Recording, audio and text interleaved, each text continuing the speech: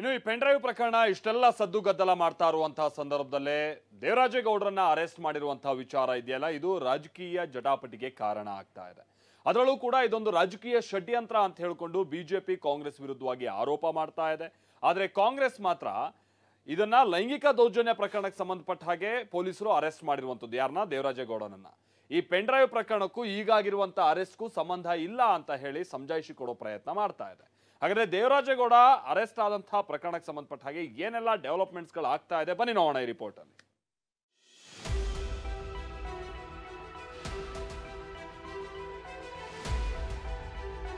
ಸಾಕ್ಷಿಗಳನ್ನ ನಾಶ ಮಾಡುವಂತ ದೃಷ್ಟಿಯಲ್ಲಿ ಸರ್ಕಾರ SITಯನ್ನ ಉಪಯೋಗ ಮಾಡ್ತಾ ಇದೆ. ಸ್ವಾರ್ಥ ರಾಜಕಾರಣ, ಪಕ್ಷ ರಾಜಕಾರಣ ಮತ್ತು ಯಾರು ತಮ್ಮ ವಿರೋಧಿಗಳಿದ್ದಾರೆ ಅವ್ರನ್ನ ಮುಗಿಸ್ಬೇಕು ಅನ್ನುವಂಥದ್ದು. ಇದಕ್ಕೆ ಕಂಪ್ಲೇಂಟ್ದಾರರು ಇದ್ದಾರೆ, ಅವ್ರ ಮೇಲೆನೆ ಕೇಸ್ ಹಾಕುವಂಥದ್ದು ಆಗ್ತಾ ಇದೆ. ನಾವು we are not interfering in the investigation of the Tejakumar farm equipment business ಮಾಡಿ ವರ್ಷಕ್ಕೆ 25 ಲಕ್ಷ ಗಳಿಸ್ತಿದ್ದಾರೆ. ನೀವು ಕೂಡ ಅವರಿಂದ ಕಲಿಬೇಕಾ? ಅವ್ರ ಜೊತೆ ವಿಡಿಯೋ ಕಾಲ್ ನಲ್ಲಿ ಮಾತಾಡಬೇಕಾ? ಈಗಲೇ ಫ್ರೀಡಮ್ ಆಪ್ ಡೌನ್ಲೋಡ್ ಮಾಡಿ. ಪೊಲೀಸ್ ಹೇಳಿಕೆಗಳನ್ನು ಕೊಡುವಾಗ ಸ್ವಲ್ಪ ಎಚ್ಚರಿಕೆಯಿಂದ ಕೊಡಬೇಕು. ಇಲ್ಲ ಅಂತಂದ್ರೆ ಅವರನ್ನು ಕೂಡ ನಾವು 41A ಪ್ರಕಾರ ಅವ್ರನ್ನು ಕೂಡ ಕರಿಬೇಕಾಗ್ತದೆ. ಸಿಎಂ ಡಿಸಿಎಂರಿಂದ ಧಮಕಿ, ಬಂಧನದಲ್ಲಿ ಷಡ್ಯಂತ್ರ, ಕೇಸ್ ಕೊಟ್ಟವರ ಮೇಲೆ ಕೇಸ್. ಎಸ್, ಅತ್ಯಾಚಾರ ಕೇಸ್ನಲ್ಲಿ ಬಿಜೆಪಿ ಮುಖಂಡ ವಕೀಲ ದೇವರಾಜೇಗೌಡ ಜೈಲು ಪಾಲಾಗಿದ್ದಾರೆ. ಪೆಂಡ್ರೈವ್ ಪ್ರಕರಣದಲ್ಲಿ ಸಾಕ್ಷಿ ಸಮೇತ ಆಡಿಯೋ ಬಿಡುಗಡೆ ಮಾಡಿ ದೊಡ್ಡ ಟ್ವಿಸ್ಟ್ ಕೊಟ್ಟಿದ್ರು.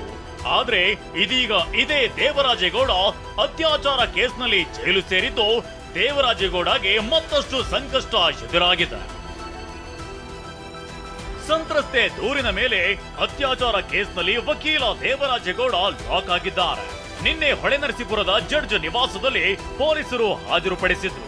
ಮೇ 24ರವರೆಗೂ ನ್ಯಾಯಾಂಗ ಬಂಧನ ಆದೇಶವನ್ನ ಹೊರಡಿಸಲಾಗಿದೆ. 14 ದಿನಗಳ ಕಾಲ ನ್ಯಾಯಾಂಗ ಬಂಧನ ಹಿನ್ನೆಲೆಯಲ್ಲಿ ಹಾಸನ ಜಿಲ್ಲಾ ಕಾರಾಗೃಹಕ್ಕೆ ಶಿಫ್ಟ್ ಮಾಡಲಾಗಿದೆ. ಈ ವೇಳೆ ಇನ್ನು 8 ದಿನಗಳಲ್ಲಿ ಜೈಲಿಂದ ಹೊರಗೆ ಬರ್ತೀನಿ, ಸತ್ಯಕ್ಕೆ ಜಯ ಸಿಕ್ಕೇ ಸಿಗುತ್ತೆ ಅಂತ ದೇವರಾಜೇಗೌಡ ಹೇಳಿದ್ದಾರೆ.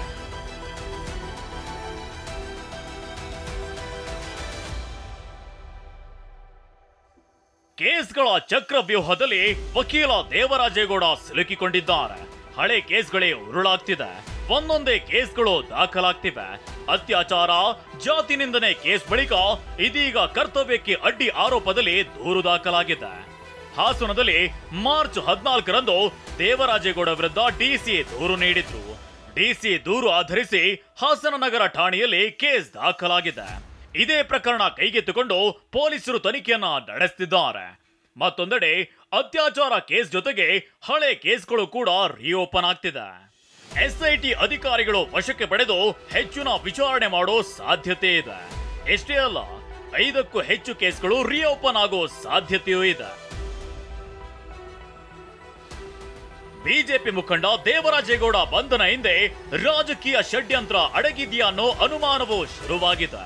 ಯಾಕಂದ್ರೆ ಪೆನ್ ಡ್ರೈವ್ ಪ್ರಕರಣದಲ್ಲಿ ಮಹತ್ವದ ದಾಖಲೆ ಬಿಡುಗಡೆ ಮಾಡಿದ್ರು. ಎಷ್ಟೇ ಅಲ್ಲ, ಆಡಿಯೋ ಬಾಂಬ್ ಕೂಡ ಹಾಕಿದ್ರು. ಡಿಸಿಎಂ DK ಶಿವಕುಮಾರ್ ವಿರುದ್ಧ ಆರೋಪ ಕೂಡ ಮಾಡಿದ್ರು. ಇದೇ ಕಾರಣದಿಂದಲೇ ಜೈಲು ಪಾಲಾದ್ರ ಅನ್ನೋ ಗುಮಾನಿಗಳು ಎದ್ದಿದೆ. ಯಾಕಂದ್ರೆ ದೂರಿನಲ್ಲಿ ಅತ್ಯಾಚಾರ ಕೇಸ್ ದಾಖಲಾಗಿರಲಿಲ್ಲ. ಬಳಿಕ ಹಳೆ ಕೇಸ್ಗೆ ಮತ್ತೊಂದು ಸೆಕ್ಷನ್ ಸೇರಿಸಿ ಅರೆಸ್ಟ್ ಮಾಡಲಾಗಿದೆಯಂತೆ. ದೂರು ನೀಡಿ ತಿಂಗಳ ಬಳಿಕ ಅತ್ಯಾಚಾರ ಸೆಕ್ಷನ್ ಸೇರಿಸಲಾಗಿದೆ.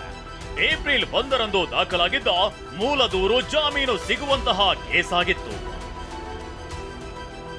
ದೇವರಾಜೇಗೌಡ ಬಂಧನ, ರಾಜಕೀಯ ನಾಯಕರ ಬಡಿದಾಟ. ಬಿಜೆಪಿ ಮುಖಂಡ ದೇವರಾಜೇಗೌಡ ಬಂಧನದಲ್ಲಿ ರಾಜಕೀಯ ನಾಯಕರ ಮಧ್ಯೆ ಬಡಿದಾಟ ಜೋರಾಗಿದೆ.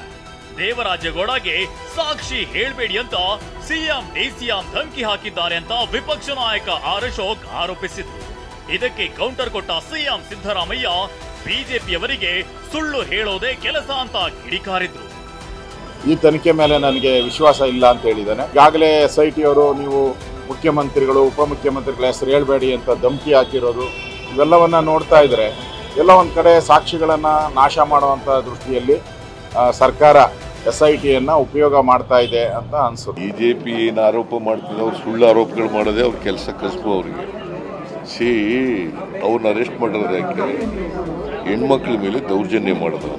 ಕೇಸ್ ಮೇಲೆ ಏಪ್ರಿಲ್ 1ನೇ ತಾರೀಕು ಕಂಪ್ಲೇಂಟ್ ಕೊಟ್ಟಿದ್ರು. ಅದನ್ನು ನಾನು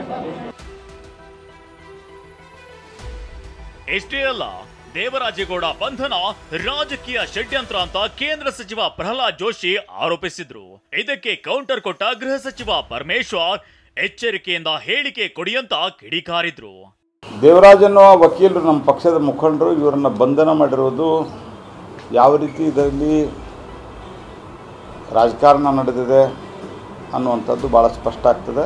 ಸ್ವಾರ್ಥ ರಾಜಕಾರಣ, ಪಕ್ಷ ರಾಜಕಾರಣ ಮತ್ತು ಯಾರು ತಮ್ಮ ವಿರೋಧಿಗಳಿದ್ದಾರೆ ಅವ್ರನ್ನ ಮುಗಿಸ್ಬೇಕು ಅನ್ನುವಂಥದ್ದು. ಹೇಳಿಕೆಗಳನ್ನು ಕೊಡುವಾಗ ಸ್ವಲ್ಪ ಎಚ್ಚರಿಕೆಯಿಂದ ಕೊಡಬೇಕು. ಇಲ್ಲ ಅಂತಂದರೆ ಅವರನ್ನು ಕೂಡ ಕರೆದು ಇನ್ವೆಸ್ಟಿಗೇಷನ್ಗೆ ನಾವು ಅವ್ರು ಏನು ಹೇಳ್ತಾರೆ ಅವರನ್ನು ಕೂಡ ನಾವು 41A ಪ್ರಕಾರ ಅವ್ರನ್ನು ಕೂಡ ಕರಿಬೇಕಾಗ್ತದೆ. Bureau report ಟಿವಿ9.